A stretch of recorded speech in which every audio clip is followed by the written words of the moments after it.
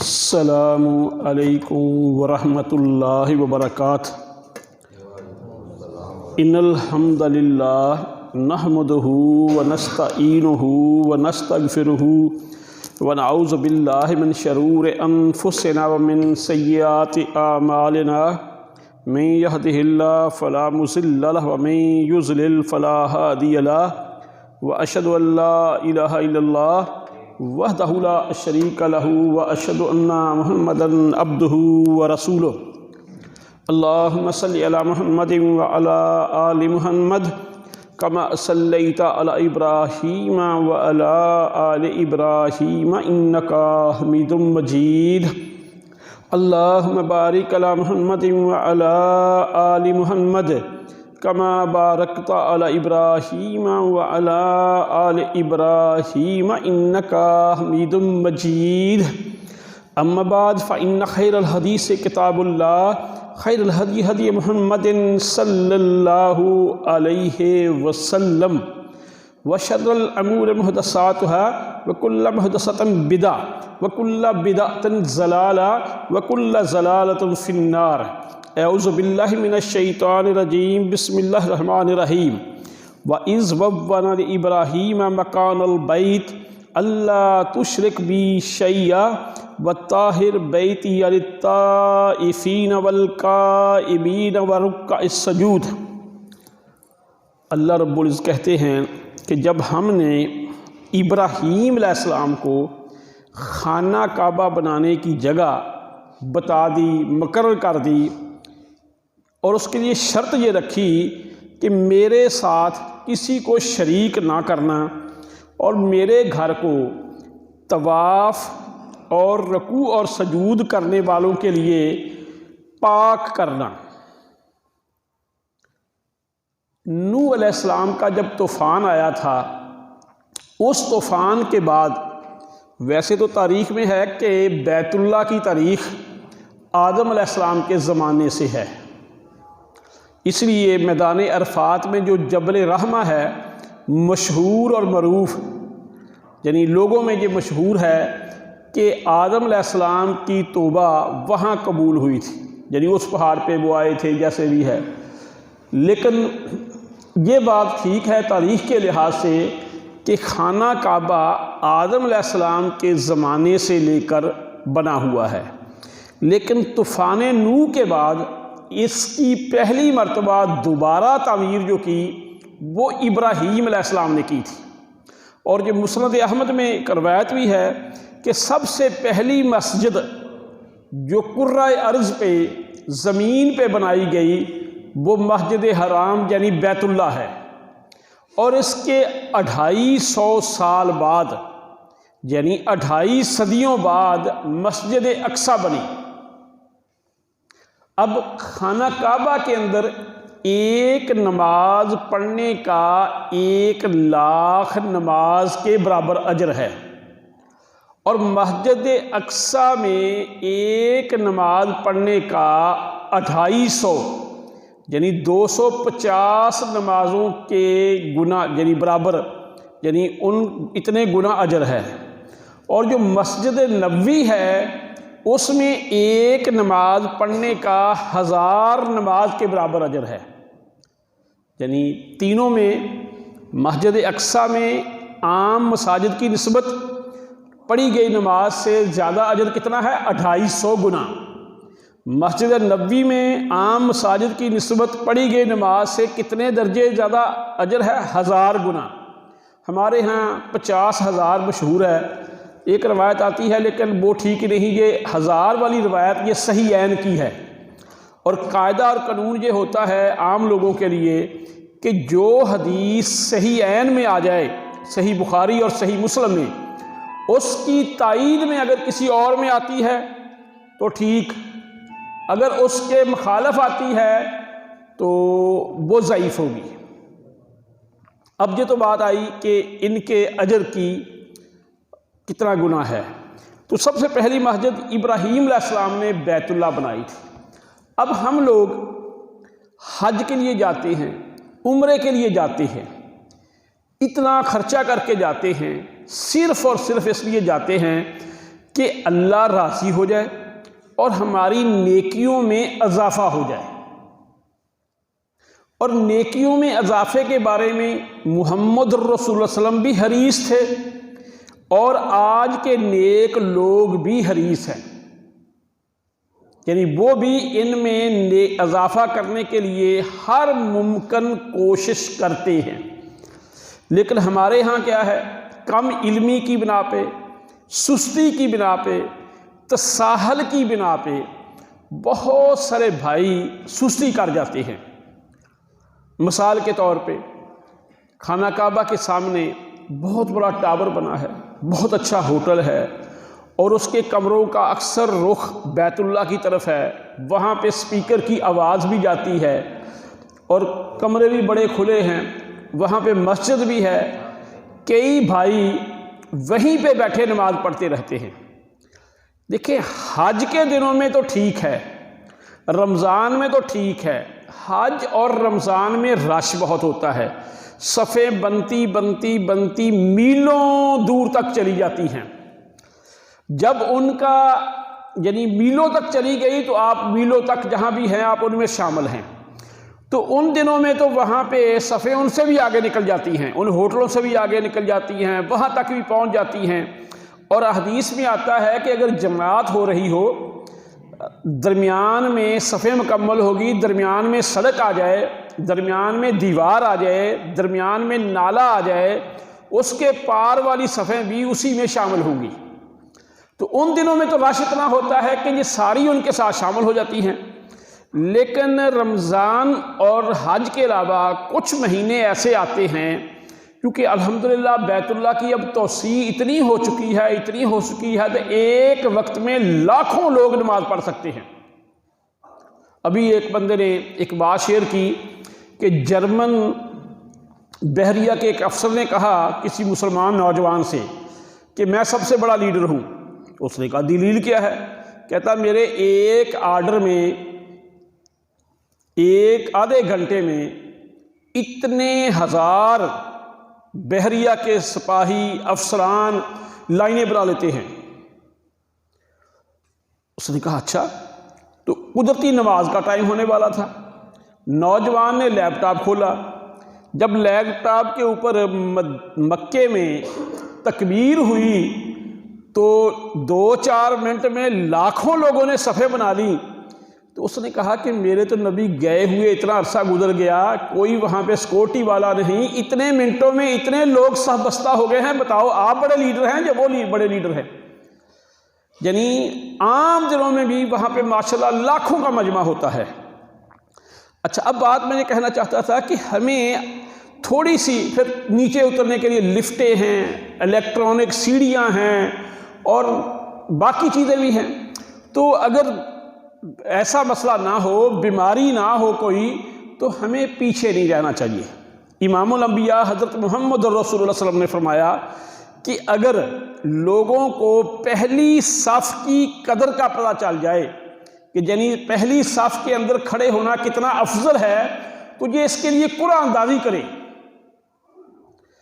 تو پھر پہلی صف بھی بیت اللہ کی یا اس کی آگے والی صفیں، تو اس لیے ہم نے دیکھا ہے کہ جو زیادہ نیک لوگ ہیں اکثر جمعے والے دن اگر آپ 10 بجے حرم میں نہیں پہنچ رہے تو آپ کو باہر ہی جگہ ملے گی، اندر نہیں ملے گی۔ وہ 10 بجے سے پہلے آ کے اندر بیٹھے ہوتے ہیں۔ ایسے ہی فجر کی نماز ہے، اگر تہجد ٹائم آپ بیت اللہ کے اندر تہجد سے پہلے یعنی تہجد کی وہاں پہ اذان ہوتی ہے، اس سے پہلے اگر حرم میں داخل نہیں ہوتے تو آپ کو باہر سے جگہ ملے گی شہر میں۔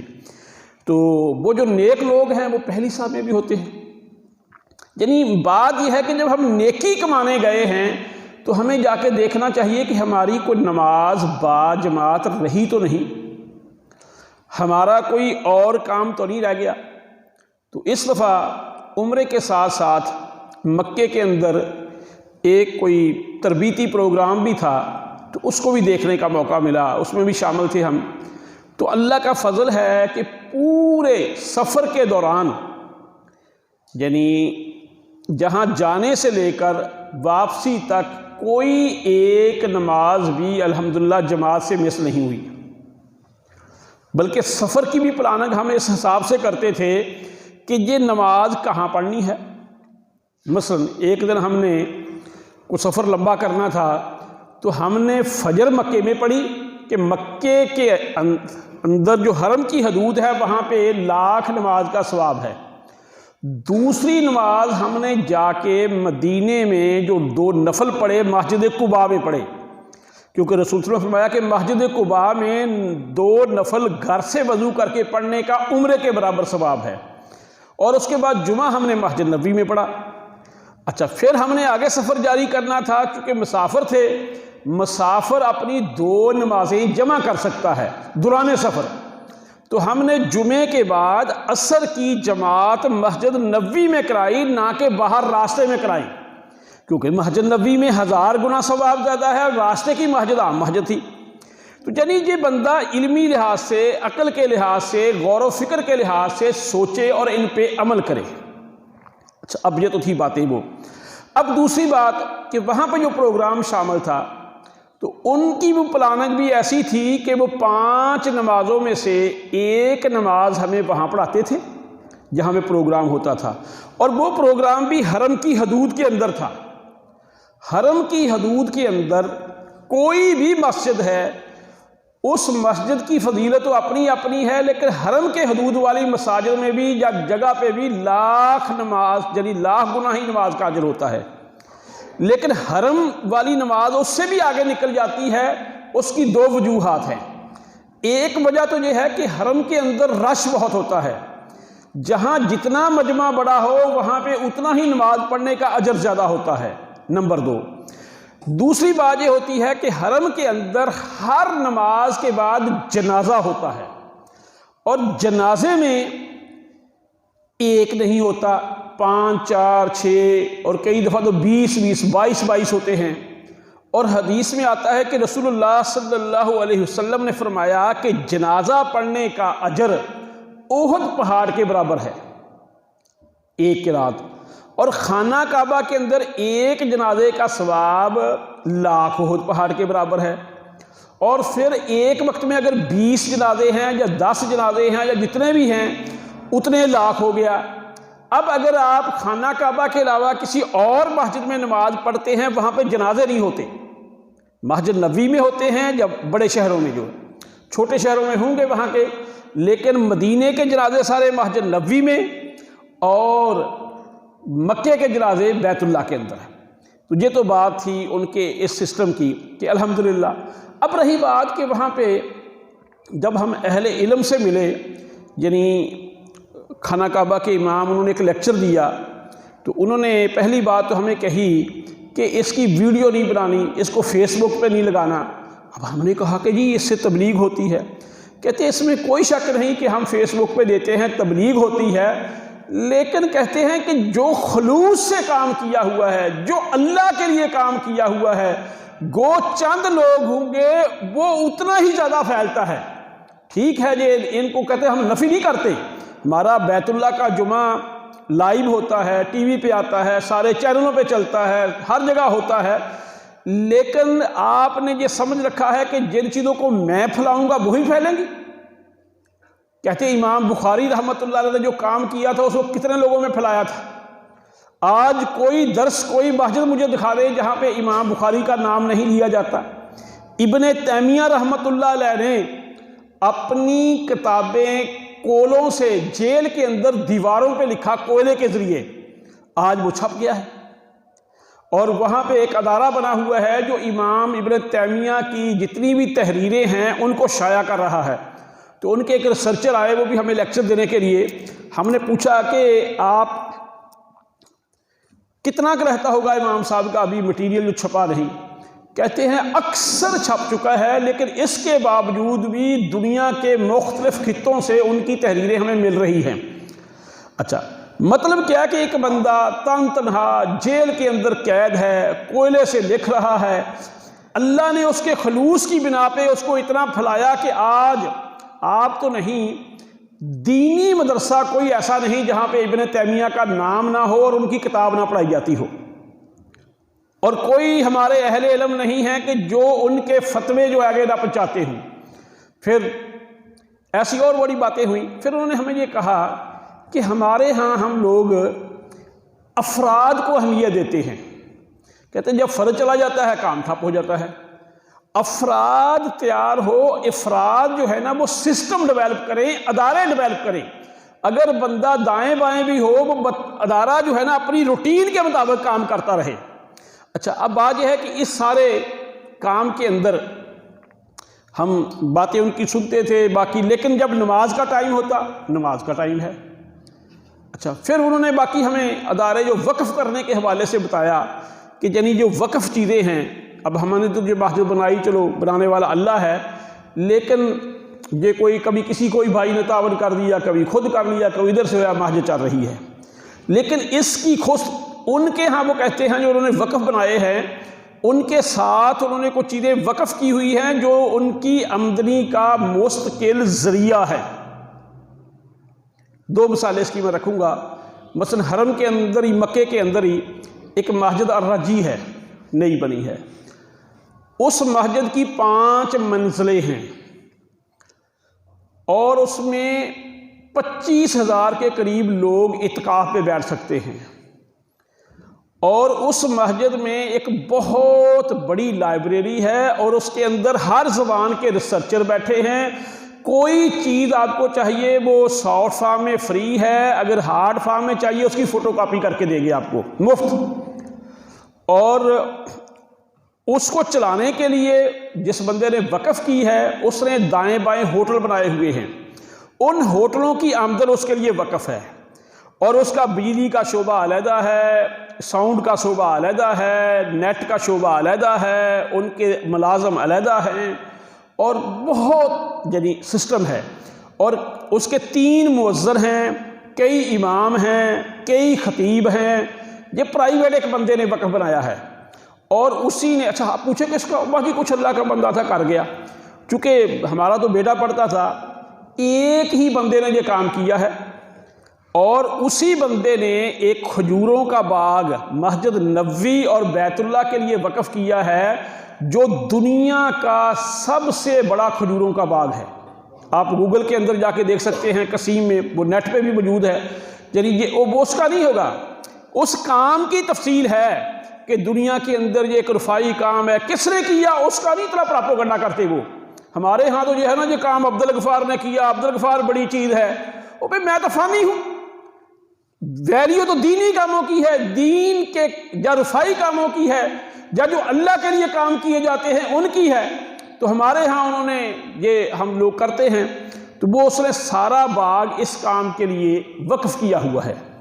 دوسرا، جس ادارے کی طرف سے ہم گئے تھے، اس ادارے کے اندر 400 زبانوں کے لوگ آتے ہیں، 400 زبانوں کے۔ ان کو وہ کیا کرتے ہیں، 11 دن کے لیے، 10 دن کے لیے جدے سے لیتے ہیں جب وہ عمرہ کرنے آئیں مخصوص لوگ، اور ان کو لانے کے بعد ان کی رہائش اور ان کی خوراک کا انتظام بڑا معیاری ان کا ہوتا ہے، اور انہی کے لیے یہ پھر لیکچر جو ہوتے ہیں، جو بات میں نے آپ کے سامنے رکھی ہے، پھر ان کو مختلف جگہ کی صحابہ نے کیسے کام کیا، فلاں نے کیسے کام کیا، تو یہ ساری باتیں بتاتی ہے دنیا میں۔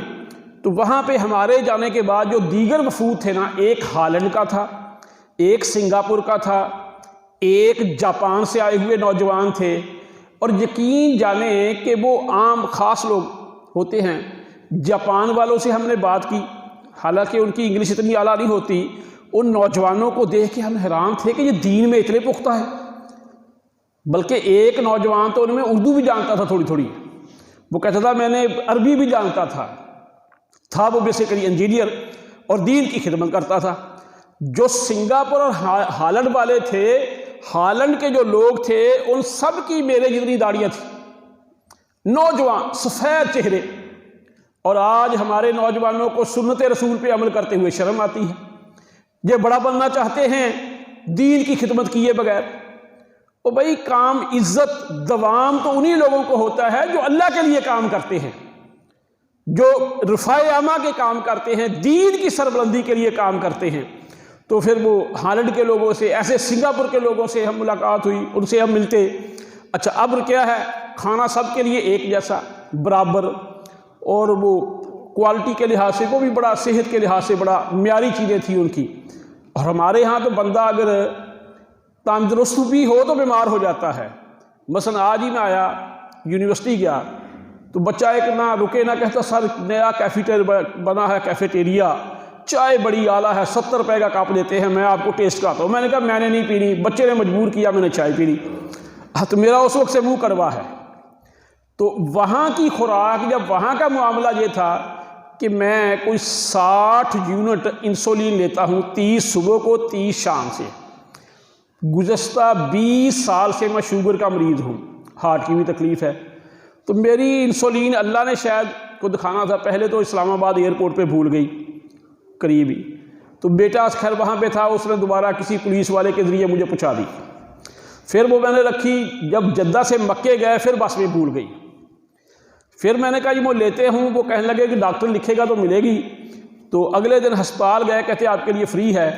تو ہسپتال والوں نے، میں عمرہ کر کے آیا تھا، چلنے کی بنا پہ انہوں نے کہا یہ آپ کو شوگر ہی نہیں، ہم دوائی نہیں دے سکتے بغیر بلا وجہ۔ تو بڑا کہا، انہوں نے کہا جی نہیں ہم نہیں دیں گے۔ تو میں نے بیٹے کو کہا کہ چلو یہ کہتے ہیں، اب ہے بھی نہیں، گلوکو میٹر قدرتی میرے سامان میں تھا، میں نے کہا چیک کر لیں گے۔ الحمدللہ میں نے ابھی تک نہیں لگائی ہے انسولین، یعنی 21 دن، جب 25 دن وہاں پہ رہا ہوں۔ یہ ان کے ہاں گورنمنٹ کا ان کی چیزوں پہ چیک اینڈ بیلنس ہے، یعنی جو اربوں کی خوراک ہے، ہمارے ہاں گھٹیا قسم کی چکنائی یا تو ان کے ہاں ہے ہی نہیں، اگر ہے تو زیتون ہے بس۔ ایسے ہی ان کے جو کھانے ہیں ان میں یہ وائٹ روٹی نہیں ہے، یہ جو میدا ہم کھاتے ہیں نا یہ نہیں ہے، یہ پاکستانی ہوٹل ہی ہیں جو وہاں پہ بناتے ہیں، ان کے ہاں نہیں ہے، تو وہ میں نے بھی نہیں کھائی۔ ایسے ہی باقی چیزیں جو ان کے کھانے تھے وہاں پہ بہت معیاری تھے، تو ہم ان چیزوں پہ عمل نہیں۔ الحمدللہ نہ مجھے کئی طواف کرتے رہے، کئی اور چیزیں کام کرتے رہے، لیکن کوئی ایسی تکلیف نہیں ہوئی۔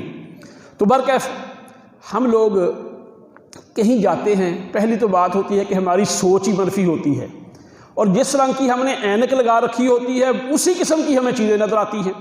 جیسا کہ آج کل ہمارا میڈیا ہے کہ جی جدے میں ایسے ہو گیا، فلاں جگہ ایسے ہو گیا، فلاں جگہ ایسے ہو گیا، تو اس میں کوئی شک نہیں، کوئی خرابیاں، وہاں پہ کوئی فرشتے نہیں رہتے۔ امام الانبیاء حضرت محمد رسول کے زمانے میں مکے میں ابو جہل تھا، ابو لہب تھا، اور مدینے میں عبداللہ بن ابی تھا، اور بھی کئی منافق تھے۔ تو یعنی آپ کے زمانے میں بھی ایسے لوگ تو تھے، تو اب بھی وہاں پہ کوئی یہ نہیں کہ سارے فرشتے ہی رہتے ہیں، 2 نمبر لوگ ہر جگہ ہی ہوتے ہیں۔ لیکن اللہ نے اس دفعہ مکہ مدینہ، اس کی تفصیل تو پھر رکھیں گے، مدینے کے اندر کعب بن اشرف کا قلعہ یہودیوں کا ایک سردار تھا، یہ بتائیں گے بعد میں، عربہ بن زبیر کا قلعہ، اور اس کے بعد خیبر کے اندر جو یہودیوں کے قلعے تھے، مدائن صالح، یہ صالح علیہ السلام کی قوم جو جن پہ عذاب آیا تھا، پہاڑوں میں وہ گھر تلاش لیتے تھے، وہ دیکھنے کا موقع ملا۔ پھر اس کے بعد بدر کا میدان، جن کی تفصیل، یعنی کافی سعودیہ کے اندر نہ کو تھوڑا سا تعلیمی لحاظ سے گھومنے کا موقع ملا۔ ویسے تو بندے کو جا کے عبادات پہ ہی توجہ دینی چاہیے، لیکن چونکہ ہم نے جمعہ پڑھانا ہوتا ہے، لوگوں میں بیٹھنا ہوتا ہے، بتانا ہوتا ہے، جب تک کسی چیز کو اپنی آنکھوں سے دیکھا ہوا نہ ہو تو اس کی صحیح حیثیت، صحیح چیز ہم بیان نہیں کر سکتے۔ پھر عین الیقین بھی نہیں ہوتا، بندہ ڈھلمل یقین ہوتا ہے۔ تو ہم سارے گئے ہیں، یہ تو دیکھا ہے کہ عرب لوگ گاڑی پہ آئے ہیں، ساتھ عورتیں ہیں، خود ہیں، کہیں جھاڑی کے قریب گاڑی کھڑی کی ہے، وہاں پہ دسترخوان بچھایا، وہاں پہ کھانا کھانے بیٹھ گئے ہیں، ریت پہ نماز کا ٹائم ہوا وہیں نماز پڑھنے لگ گئے ہیں۔ جیسے ہمارے ہاں یونیورسٹیوں میں، کالجوں میں، ادھر کوئی ہم نے وہاں کی بے پردگی نہ خیبر میں دیکھی ہے، نہ ہم نے مدینے میں دیکھی ہے۔ جمبو ایک شہر ہے، جمبو نخل ہے، اور کئی شہروں میں ہم گئے ہیں، کہیں پہ ہم نے نہیں دیکھی۔ تو یعنی ان لوگوں نے ابھی تک اپنے کلچر کو، اپنی ثقافت کو بچایا ہوا ہے کسی حد تک۔ تو اثر تو ہر جگہ ہی ہے، تو لیکن میرے بھائی اچھی چیزوں کو ہمیں بھی لینا چاہیے۔ اور دوسری بات کہ جو ان کا نماز کے وقت ساری دکانیں بند، ابھی بھی، یعنی اذان ہوگی، چائے والا بھی بند کرے گا، کھانے پینے والا بھی بند کرے گا، بکالے والا بھی بند کرے گا، بند، اس کے بعد نماز کے بعد کھولے گا۔ یہ خیبر میں بھی ہم نے دیکھا، چلو مکہ مدینہ تو ہے ہی ہے، یعنی وہاں پہ بھی ایسے تھا۔ تو آج ہم لوگ بہت بڑے ہیں، دکانیں تو بند کیا کرنا، ہم اپنے بستر سے اٹھ کے مسجد میں نہیں آ سکتے، کام بھی ہمیں کوئی نہیں ہوتا۔ تو میرے بھائی خدا را سوچیں، اس دنیا سے میں نے بھی جانا ہے، آپ نے بھی جانا ہے۔ اور پھر دیکھیں ہمارے لیے جو دعائیں ہم کرتے ہیں، پہلی تو بات ہے کہ باقی کاموں میں تو صحیح ہے کہ خود غرضی والی ہی دعائیں ہوتی ہیں، حالانکہ کسی کی عدم موجودگی میں جب بندہ اس کے لیے دعا کرتا ہے وہ دعا زیادہ قبول ہوتی ہے۔ اچھا، اب جس کے لیے دعا کی جاتی ہے اس کے حق میں تو قبول ہونی ہے۔ اللہ فرشتوں سے کہتے ہیں کہ جو دعا کر رہا ہے پہلے اس کے لیے لکھو۔ اب اللہ کا فضل ہے کہ ہمارا تعارف جمعے پڑھانے کی بنا پہ، یونیورسٹیوں میں اور پڑھانے کی بنا پہ بہت تھا، اور بہت سارے بھائیوں نے کہا تھا میرے لیے دعا کرنا، میرے لیے دعا کرنا۔ تو میں نے ایک دعا کی کہ یا اللہ مجھے تو یاد ہی نہیں رہے گا، کتنے لوگوں نے کہا ہے، کوئی ذہن میں آ گیا تو اس کے لیے دعا کر دیں گے، نہ آیا تو کس کے لیے کریں گے۔ تو میں نے سوچنا شروع کیا تو اللہ نے ذہن میں بھی ڈال دیا، وہاں ہر نماز کے بعد جنازہ ہوتا ہے، فرضوں کے بعد۔ صرف جتنے دن میں رہا مکے میں ایک دن جنازہ نہیں تھا، ایک نماز پہ ایک دن نہیں تھا، باقی ہر نماز پہ مسجد نبوی میں بھی اور مسجد حرام بیت اللہ کے اندر بھی ہم نے ہر نماز پہ جنازہ پڑھا ہے۔ اب جنازے کی دعا جو عمومی ہے، مخصوص بھی ہیں، ایک عمومی دعا ہے جو ہمیں اکثر یاد ہے، اس میں کیا ہے، اللہم مغفر لحینا و میتنا، کہ یا اللہ جو ہمارے زندہ ہیں ان کو معاف کر دے، جو ہمارے فوت شدہ ہو گئے ہیں ان کو بھی معاف کر دے۔